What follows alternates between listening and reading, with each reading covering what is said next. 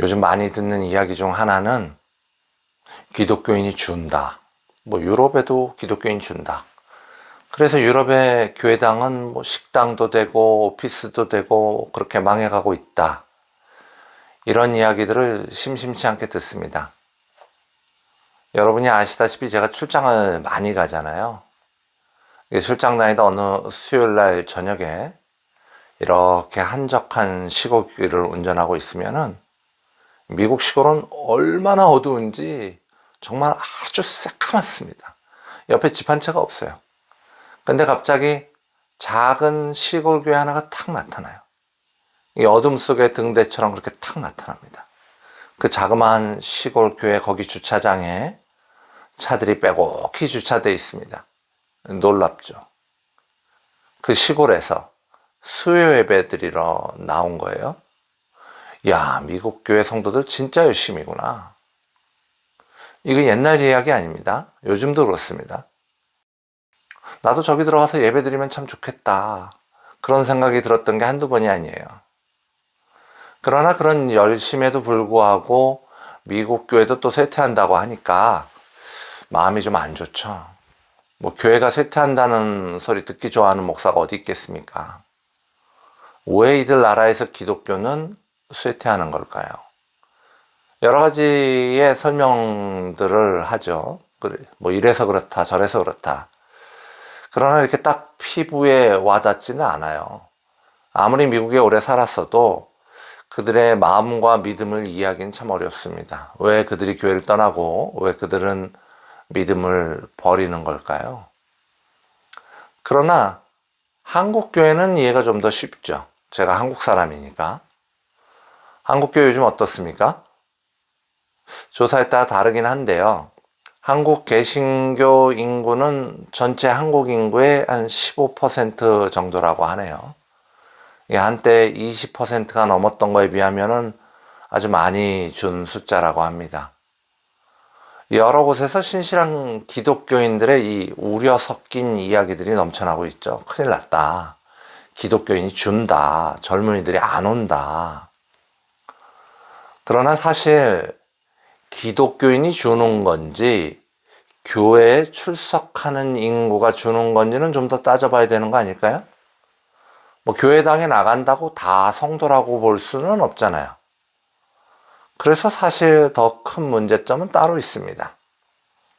내 종교는 개신교야 라고 대답한 사람 중에 4분의 1은 이단.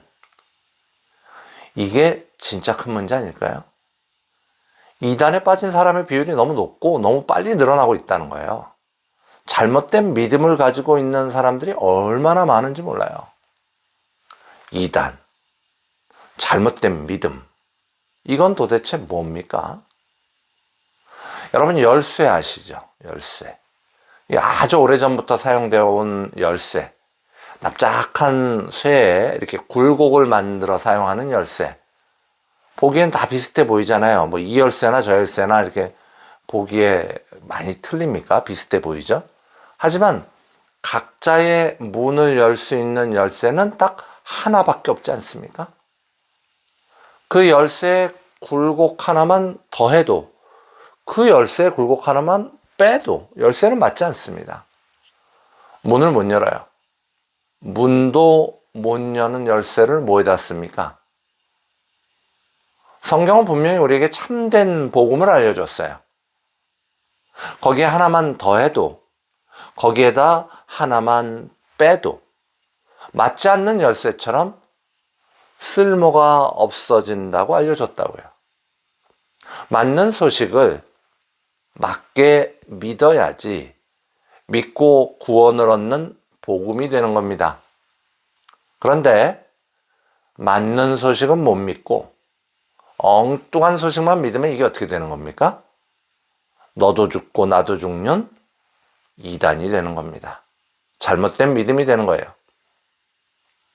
사실 이단은요, 우리가 아는 것보다 훨씬 광범위하고 넓게 퍼져 있습니다.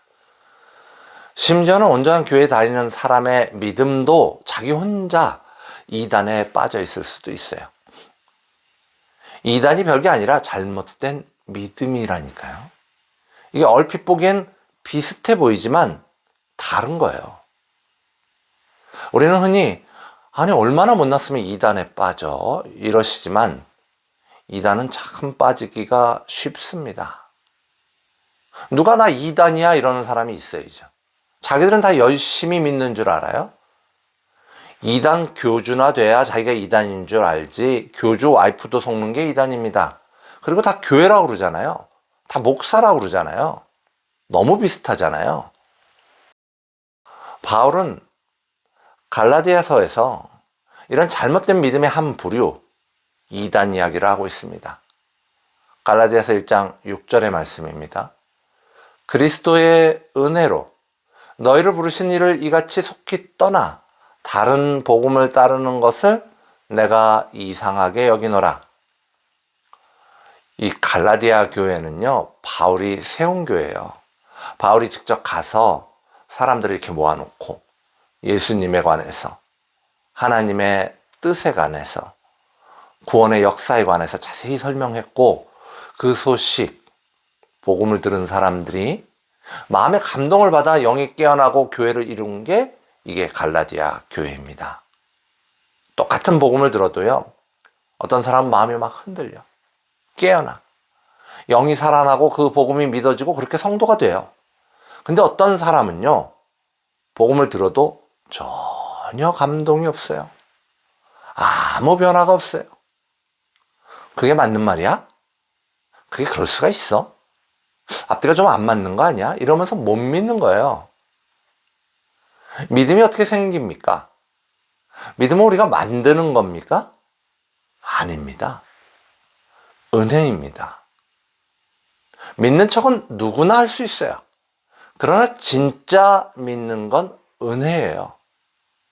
그리스도의 은혜로 부르심을 받은 사람들만 믿음이 생기는 거예요. 참 놀라운 일인 거죠. 사람의 눈으로는 볼 수가 없어요. 사람의 논리로 설명할 수도 없어요. 믿음은 철학도 아니에요. 세상 일도 아니에요. 근데 믿어진다고요. 그걸 믿는다고요. 그래서 은혜인 거죠. 갈라디아 교인들이 이 과정을 거쳐서 은혜로, 교회로 세워진 겁니다. 근데 버렸어요. 무슨 일이 일어난 걸까요? 당시 유대인 중에는 예수님을 믿고 예루살렘 교회로 들어온 사람들이 있었습니다. 당연히 그랬겠죠. 예수님도 유대인으로 오셨고 제자들도 바울도 유대인이었죠. 예수님을 배척하고 예수님을 죽이는데 앞장선 유대인들이 다수였지만 예수님을 따르는 유대인도 있었습니다. 근데 이런 유대인 중에는 율법주의자들이 있었어요. 이 사람들 생각이 뭐였냐면요, 예수님 믿기는 믿어요. 예수님을 부정하는 게 아니에요. 이게 더 무서운 거죠. 주 예수 그리스도 이걸 다 믿어요. 그런데 주 예수 그리스도의 하나를 더했어요. 뭘 더했을까요? 율법을 더했어요. 야, 천국 어떻게 가니? 구원받으려면 어떻게 해야 돼? 주 예수 그리스도 믿어야지. 근데 착하게 살아야지. 근데 율법 지켜야지. 근데 할례 받아야지. 그리고 이래야지. 그리고 저래야지. 자, 이런 사람들이 갈라디아 교회로 들어간 것으로 학자들은 생각을 모읍니다. 예루살렘 교회에 있던 유대주의자들, 그들이 갈라디아 교회로 온 거죠. 갈라디아 교회 교인들 입장에서는 이 사람들이 참 오리지널 같아 보이지 않았을까요? 더 진짜 같지 않습니까? 신뢰가 가잖아요. 예루살렘 교회에서 왔다는데, 유대인인데. 그러니까 이런 말이 도는 거예요. 야야야, 그렇대. 그 새로운 유대인 선생님이 그랬어. 할례 받아야 된대. 율법 다 지켜야 된대. 예수님 믿어도 그거 해야 된대. 그래? 아, 그러면 그렇지. 내가 그럴 리가 없다고 생각했어. 그렇게 쉬울 리가 없다고 생각했어. 그렇게 쉽게 천국 가면 좁은 길이라고 하셨겠냐. 거봐. 이러면서 순식간에 다 넘어갔어요. 다 넘어갔다는 소식, 그 소식을 바울이 들은 겁니다. 이해가 안 된다. 정말 이해가 안 된다. 어떻게 그렇게 쉽게 당하냐? 바울은 진짜 속상했어요. 아니, 어떻게 거기에 넘어가지? 갈라디아서 1장 6절의 말씀입니다. 그리스도의 은혜로 너희를 부르신 이를 이같이 속히 떠나 다른 복음을 따르는 것을 내가 이상하게 여기노라. 바울이 이상하게 여기노라 이렇게 말하니까 뭐 아주 차분하고 아주 점잖게 말한 것 같죠? 근데 이 원어 뜻을 찾아보면요, 야, 너 미쳤어? 거의 이렇게 소리 지른 거나 마찬가지예요. 아주 제대로 화가 난 거예요. 그러면서 이렇게 이야기합니다. 다른 복음은 없나니 다른 어떤 사람들이 너희를 교란하여 그리스도의 복음을 변하게 하려 함이라. 그러나 우리나 혹은 하늘로부터 온 천사라도 우리가 너희에게 전한 복음 외에 다른 복음을 전하면 저주를 받을지어다. 우리가 전에 말하였거니와 내가 지금 다시 말하노니 만일 누구든지 너희가 받은 것 외에 다른 복음을 전하면 저주를 받을지어다.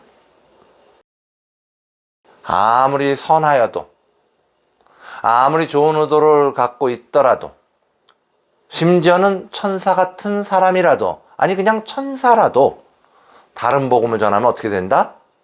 저주를 받는데요. 완벽하게 멸망하는 거죠. 저는요, 개인적으로 하나님을 만났어요.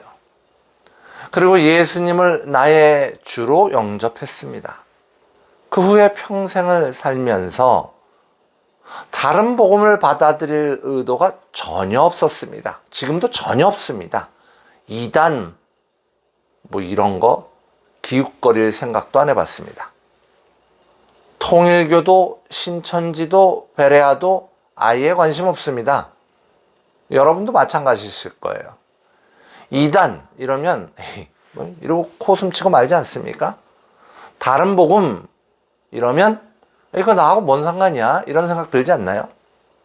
아니 우리가 뭐 통일교를 쫓아가겠습니까? 신천지를 쫓아가겠습니까? 그냥 갈라디아 사람들이 어리석어서 유대주의자들에게 홀딱 넘어간 거 아닙니까? 게다가 그들이 주장한 내용이 할례에 관한 거니까 이건 진짜 오늘날 우리하고는 아무 상관이 없어 보이지 않나요? 그러나 그렇게 우리하고는 아무런 상관도 없는 이야기가 성경에 있을 리가 없잖아요. 지금 우리는 바울 서신을 보면서 우리하고 나하고 무슨 상관이 있나 이 이야기를 하고 있는 거잖아요. 여러분의 이해를 돕기 위해서 제 개인 이야기를 좀 해보겠습니다.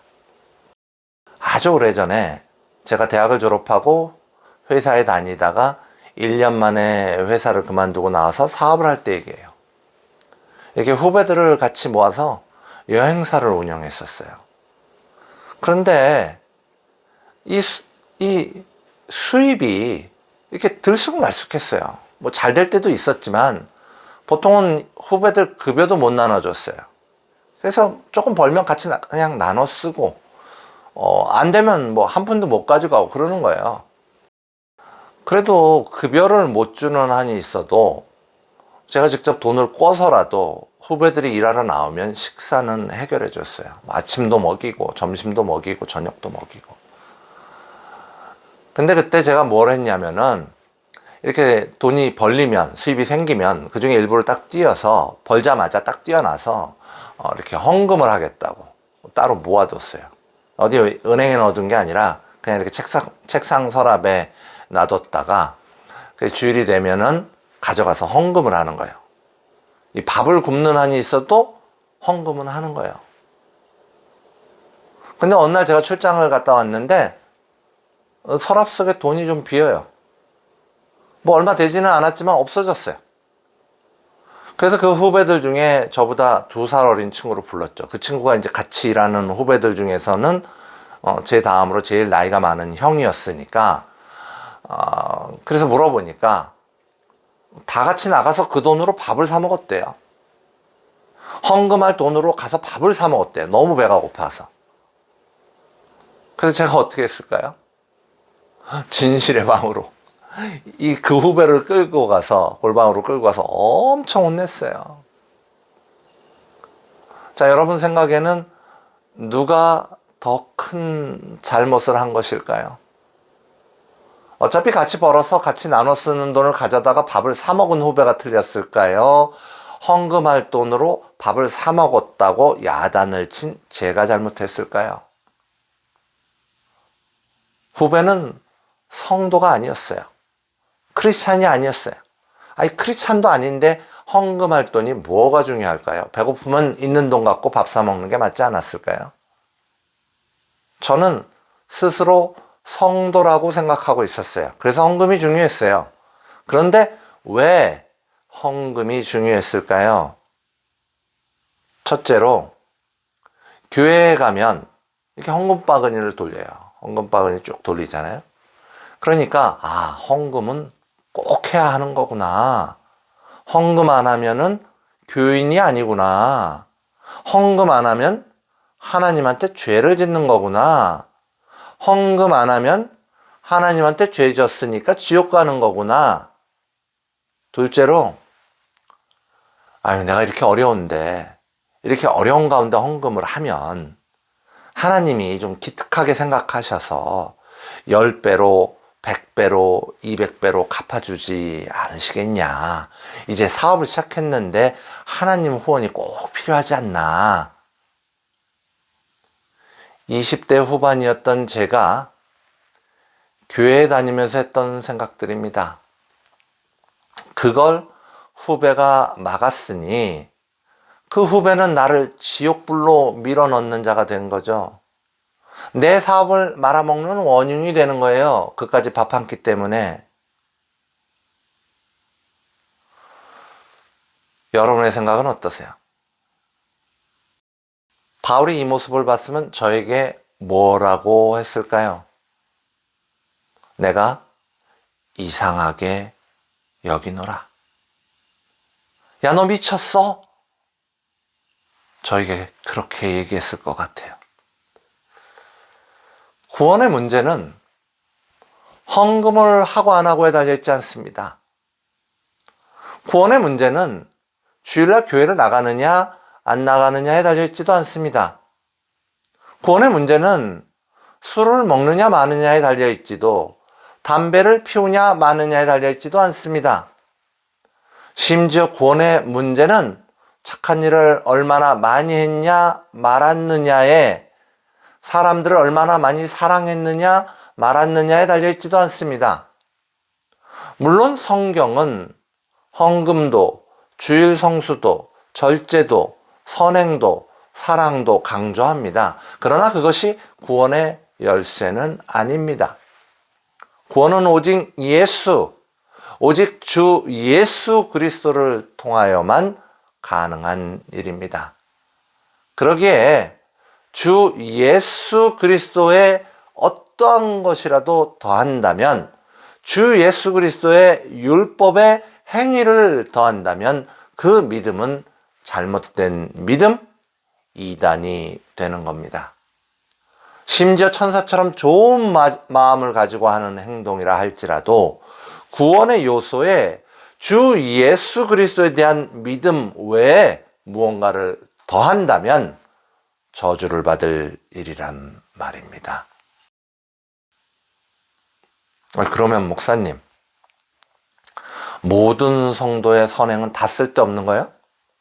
주 예수 그리스도만 믿으면 막 살아도 되는 거예요? 아니죠.